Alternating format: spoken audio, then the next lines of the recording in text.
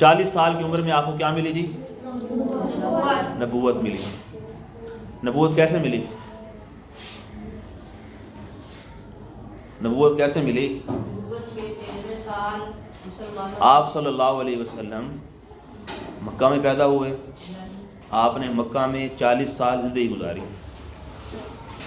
اتنا سچ بولتے تھے کہ آپ کا لقب پڑ گیا صادق، امانتوں کی اتنی حفاظت کرتے تھے کہ آپ کا لقب بن گیا امین۔ صادق کہتے ہیں بہت سچ بولنے والا، جس نے کبھی جھوٹ نہ بولا ہو۔ امین کہتے ہیں امانت کی حفاظت کرنے والا، یعنی اس کے پاس کسی کی کوئی چیز ہو، کسی کی کوئی بات ہو، کسی کا کوئی راز ہو تو اس کی کیا کرے؟ حفاظت کرے۔ ٹھیک ہے، اسے کہتے ہیں صادق اور امین۔ یہ آپ کا لقب تھا، لوگ نام سے کم پکارتے تھے، لقب سے زیادہ پکارتے تھے کہ کون؟ صادق و امین۔ ٹھیک ہے، تو 40 سال آپ نے مکہ کے اندر گزارے۔ ٹھیک ہے، جب آپ کی عمر 40 سال ہوئی تو اللہ تعالیٰ نے آپ کو نبی بنایا۔ کیسے بنایا؟ کہ آپ ایک غار میں، جس کا نام ہے غار ہرا، مکہ سے تھوڑے سے فاصلے پہ۔ غار کسے کہتے ہیں؟ پہاڑ ہوتا ہے، اس کے اندر چھوٹی سی جگہ خالی ہوتی ہے جس پہ انسان بیٹھ سکتا ہے، ٹھیک ہے، اسے غار کہتے ہیں۔ لوگ سفر کرتے تھے پہاڑوں کا، جب بارشیں وغیرہ ہوتی تو پہاڑ کے اندر جو سوراخ سا ہوتا ہے، بل کہہ لیں بڑا سا، جس میں انسان داخل ہو سکے، بیٹھ سکے، ٹھیک ہے، تھوڑی سی جگہ ہو، اسے غار کہتے ہیں۔ تو غار کا نام تھا غار ہرا۔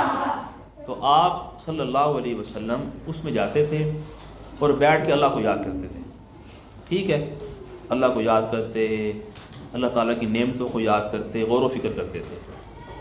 تو وہاں آپ بیٹھے تھے کہ ایک فرشتے آئے جن کا نام ہے حضرت جبرائیل علیہ السلام۔ کیا نام ہے؟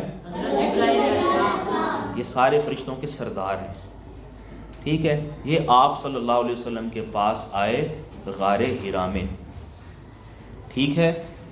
یہ اللہ تعالیٰ کا پیغام لے کے آئے، اس پیغام کو ہم وحی کہتے ہیں۔ کیا کہتے ہیں؟ خفیہ پیغام، جس کو صرف نبی سنتے ہیں اور لوگ بیٹھے بھی ہوں تو وہ نہیں سن سکتے، اسے ہم کیا کہتے ہیں؟ وحی کہتے ہیں۔ وحی کیا لے کے آئے؟ قرآن پاک کی پہلی 5 آیات کی وحی لے کے آئے۔ وہ کون سی آیت تھیں؟ کسی کو پتہ ہے؟ شاباش۔ اقرأ بسم ربک الذی خلق، خلق الانسان من علق، اقرأ وربک الاکرم الذی علم بالقلم علم الانسان ما لم یعلم۔ یہ 5 آیات تھیں جو آپ صلی اللہ علیہ وسلم پر نازل ہوئی۔ نازل کا مطلب کیا ہے؟ کہ جبرائیل علیہ السلام اللہ تعالیٰ سے لے کے آئے اور آ کے نبی کریم صلی اللہ علیہ وسلم کو سنائیں، ٹھیک ہے۔ اسے کہتے ہیں وحی، اور اس کو وحی کا اترنا کہتے ہیں، کہ آپ صلی اللہ علیہ وسلم پر پہلی وحی اتری، ٹھیک ہے۔ جو وحی قرآن کی صورت میں اترتی ہے نا، اس وحی کو کہتے ہیں وحی ہے متلو، وحی ہے جس کی تلاوت کی جاتی ہے، قرآن کی تلاوت کرتے ہیں نا، ٹھیک ہے۔ تو 5 آیات تھی، ٹھیک ہے۔ آپ کو نبی بنا دیا گیا، ٹھیک ہے، اور آپ کے ذمے پوری امت کو لگایا گیا۔ آپ صلی اللہ علیہ وسلم جب نبی بنائے گئے نا، ٹھیک ہے، اس وقت جتنے انسان تھے، جتنے انسان زمین پہ تھے اور جتنے انسان قیامت تک پیدا ہوں گے، وہ سارے کے سارے انسان ہمارے نبی صلی اللہ علیہ وسلم کی امت کہلاتے ہیں۔ کیا کہلاتے ہیں؟ کیا کہلاتے ہیں؟ امت کہلاتے ہیں۔ تو آپ صلی اللہ علیہ وسلم کو ساری امت کی طرف نبی بنا کر بھیجا گیا، ٹھیک ہے۔ کیا کہا گیا آپ کو؟ کہ آپ صلی اللہ علیہ وسلم پر جو نازل ہو، جو وحی آئے، ٹھیک ہے، بلغ ما انزل الیک من ربک، کہ جو اللہ تعالیٰ کا پیغام ہو، آپ صلی اللہ علیہ وسلم اس پیغام کو کیا کریں؟ آگے پہنچائیں، ٹھیک ہے۔ تو مکہ کے لوگ اپنے اصل دین سے پھر چکے تھے۔ ان کا دین تھا جو ابراہیم علیہ السلام لے کے آئے تھے، ٹھیک ہے، اس کا نام بھی اسلام تھا، اس میں توحید تھی، اللہ کی عبادت تھی، شرک سے نفرت تھی، گناہوں سے نفرت تھی، لیکن آہستہ آہستہ شیطان نے ان سے ان کا دین چھڑوا کے انہیں کس طرف لگا دیا؟ بت پرستی کی طرف لگا دیا۔ وہ کیا کرتے تھے؟ اللہ تعالیٰ کی عبادت نہیں کرتے تھے بلکہ بتوں کی عبادت کرتے تھے۔ انہوں نے 360 بت رکھے ہوئے تھے بیت اللہ میں ارد گرد، ٹھیک ہے۔ وہ کہتے تھے کہ ہم ان بتوں سے دعا کریں گے، یہ بت ہمارے کام کریں گے۔ کسی بت سے وہ کہتے تھے کہ یہ بارش برسائے گا، کسی بت سے کہتے تھے کہ یہ ہماری فصلیں اگائے گا، کوئی بت کہتے تھے کہ سفر میں ہمیں کامیاب کرے گا، کوئی بت ہمیں جنگ میں فتح دلوائے گا، ٹھیک ہے۔ تو اس طرح بتوں کے نام رکھے ہوئے تھے۔ بت کیا ہوتا ہے؟ ایک پتھر کی مورت ہوتی ہے، پتھر اپنے ہاتھ سے گھڑ کے پتھر کی مورت بنا لو، جب بن جائے تیار ہو جائے اب کو یہ میرا خدا ہے۔ کوئی بات بنتی ہے؟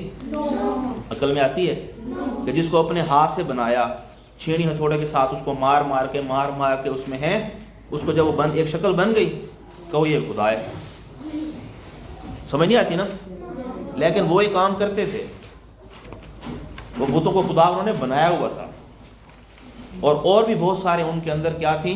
بیماریاں تھیں، لڑائیاں بہت زیادہ تھیں، چھوٹی چھوٹی بات پہ لڑ پڑتے تھے اور ایک دوسرے کو قتل کرتے تھے، ٹھیک ہے۔ کئی سال تک چھوٹی چھوٹی بات پہ لڑائی ہوتی تھی اور کئی سال سے چلتی تھی، کئی لوگ اس میں مر جاتے تھے، ٹھیک ہے۔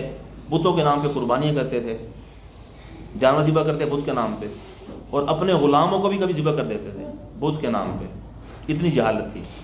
اور بعض ان کے قبیلے ایسے تھے جن کے گھر میں اگر بیٹی پیدا ہو جاتی، بیٹی، ٹھیک ہے، تو اس کو زندہ زمین کے اندر گاڑ دیتے تھے، زندہ، اتنے جاہل تھے، ٹھیک ہے۔ خوبیاں بھی تھیں ان کے اندر، خوبیاں بھی تھیں، بہادر بہت زیادہ تھے، مہمان نواز بہت زیادہ تھے، اور بہت شاعر بڑے بڑے تھے، وہ بات کرنا جانتے تھے، اچھی بات کرنا جانتے تھے، ذہین بہت زیادہ تھے، لیکن ساتھ ساتھ یہ ان کے اندر خرابیاں بھی پیدا ہو گئی تھی۔ تو رسول اللہ صلی اللہ علیہ وسلم نے نبوت ملنے کے بعد ان کو اللہ تعالیٰ کی طرف بلایا، اسے کہتے ہیں دعوت دی۔ کیا دی؟ دعوت دی، اللہ کی طرف بلانا۔ انہیں کیا کہا کہ اے لوگو قولو لا الہ الا اللہ تفلحون، کہ اے لوگو تم کہو لا الہ الا اللہ، کہ اللہ کے سوا کوئی خدا نہیں ہے، کوئی اللہ کے سوا تمہاری مشکل حل نہیں کر سکتا، اللہ کے سوا کوئی تمہیں سفر میں کامیاب نہیں کر سکتا، اللہ کے سوا کوئی تمہیں میدان جنگ میں دشمن سے فتح نہیں دلوا سکتا، اللہ کے سوا کوئی تمہاری فصلوں میں برکت نہیں لا سکتا، سارے کے سارے کام صرف کون کرتا ہے؟ اللہ کرتا ہے۔ یہ ہے لا الہ الا اللہ۔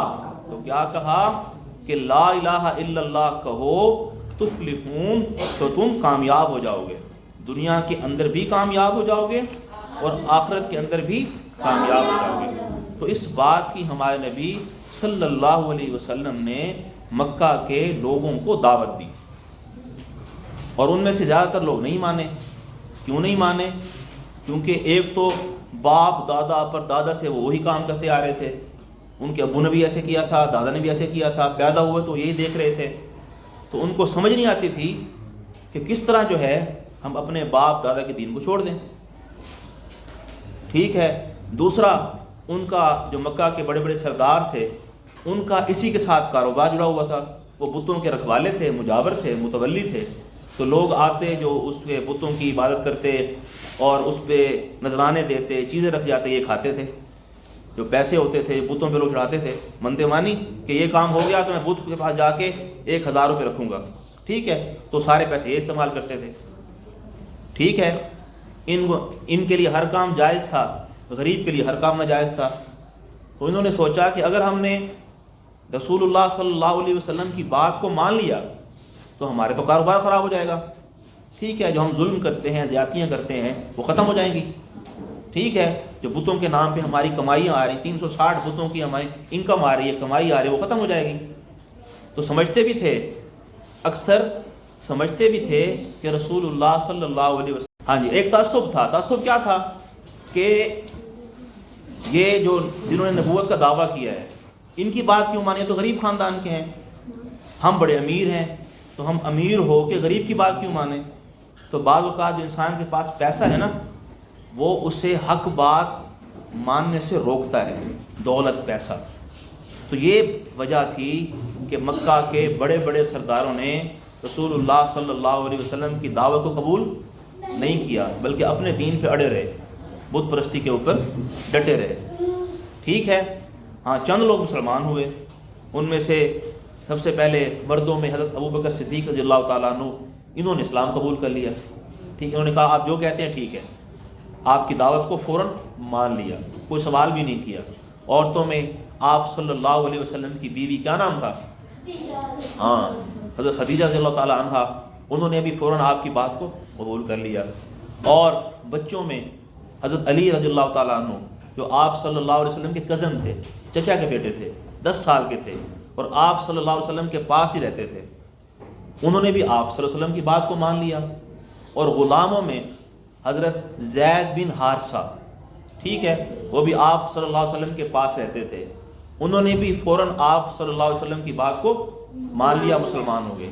اس طرح تھوڑے سے لوگ مسلمان ہوئے، زیادہ لوگوں نے ضد کی وجہ سے، لالچ کی وجہ سے، ہٹ دھرمی کی وجہ سے، باپ دادا کے دین کی وجہ سے آپ صلی اللہ علیہ وسلم کی بات کو نہیں مانا، بلکہ الٹا مخالفت شروع کر دی۔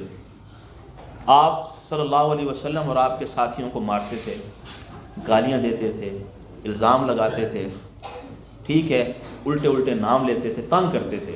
تو 13 سال تک مکہ میں ہمارے نبی صلی اللہ علیہ وسلم نے ان مشکل حالات میں اللہ تعالیٰ کے دین کی دعوت دی، ٹھیک ہے، اور ہر قسم کا ظلم برداشت کیا، صحابہ نے ظلم برداشت کیا، اور حکم تھا کہ جواب نہیں دینا، کوئی تمہیں مارے تم نے واپسی پہ مارنا نہیں ہے، اللہ کا حکم تھا، منع تھا کہ تم نے بدلہ نہیں لینا، کسی کے ظلم کا جواب نہیں دینا۔ جب 13 سال تک ظلم و ستم برداشت کیے تو صحابہ پکے ہو گئے دین کے اوپر، ظلم سہ کے پختہ ہو گئے کہ اب ان پر کوئی بھی ظلم ان کو اپنے راستے سے ہٹا نہیں سکتا تھا۔ تو اللہ تعالیٰ نے کہا کہ اب ایسا کرو، اب آپ مکہ سے مدینہ کی طرف چلے جاؤ۔ کہاں چلے جاؤ؟ مدینہ کی طرف، ٹھیک ہے۔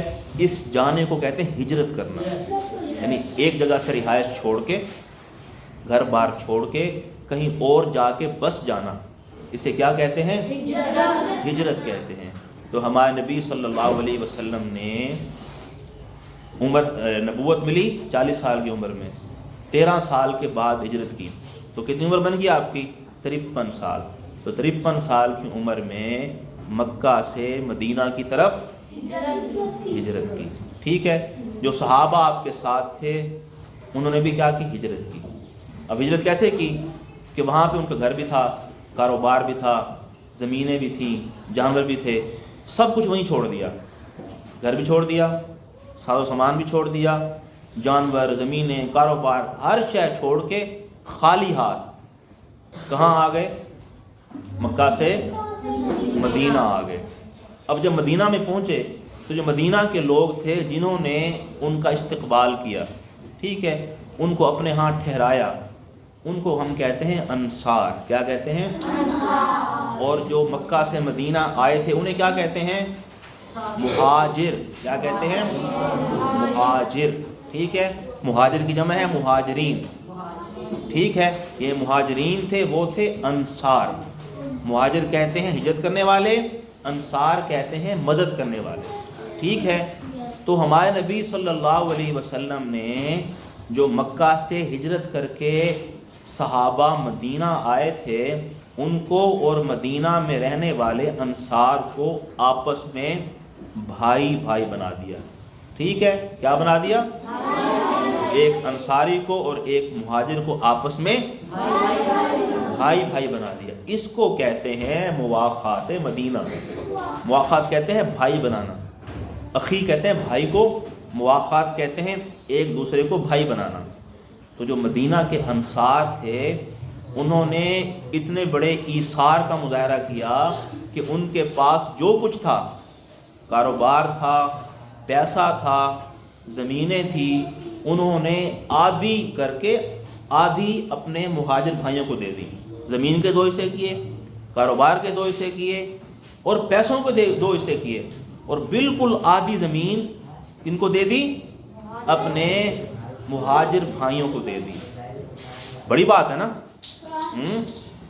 اسے کہتے ہیں مواخات